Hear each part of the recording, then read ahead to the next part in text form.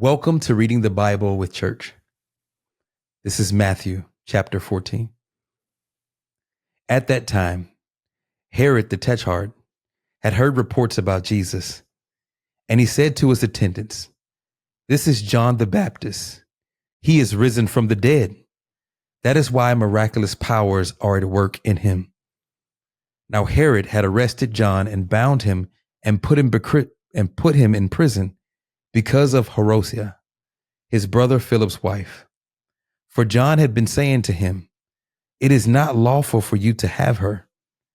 Herod wanted to kill John, but he was afraid of the people because they considered John a prophet. On Herod's birthday, the daughter of Herodias danced for the guest and pleased Herod so much that he promised with an oath to give her whatever she asked. Prompted by her mother, she said, "Give me here on a platter the head of John the Baptist." The king was distressed, but because of his oath and his dinner guests, he ordered that her request be granted and had John beheaded in prison. His head was brought in on a platter and given to the girl, who carried it to her mother. John's disciples came and took his body and buried it. They went and told Jesus. When Jesus heard what had happened, he withdrew by boat privately to a solitary place. Hearing of this, the crowd followed him on foot from town. When Jesus landed and saw the large crowd, he had compassion on them and healed their sick. As evening approached, the disciples came to him and said, "This is a remote place, and it is already getting late. Send the crowd away so they can go to the village and buy themselves some food." Jesus replied, "They do not need to go away. Give them something to eat."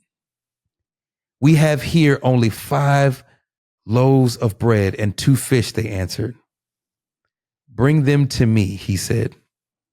And he directed the people to sit down on the grass. Taking the 5 loaves and the 2 fish, and looking up to heaven, he gave thanks and broke the loaves. Then he gave them to the disciples, and the disciples gave them to the people, and they all ate and were satisfied.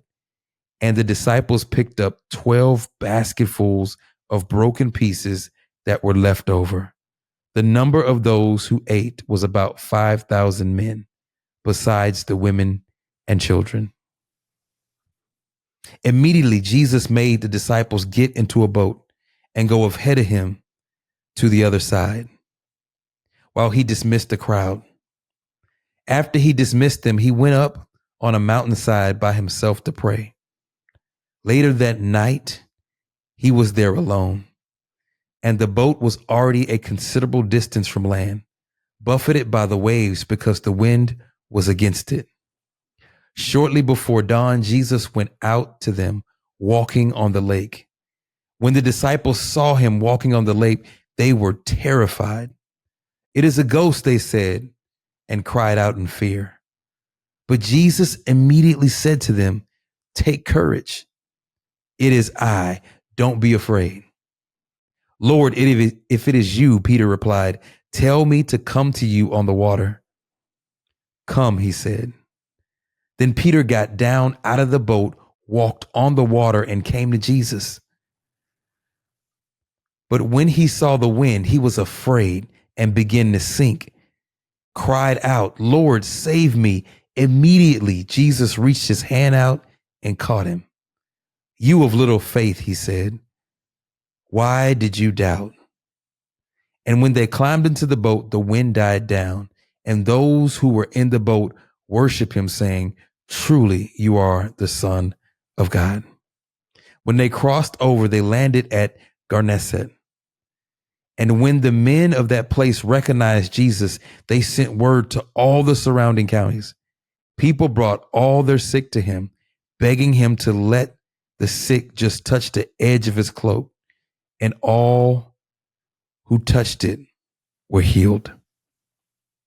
Matthew chapter 14.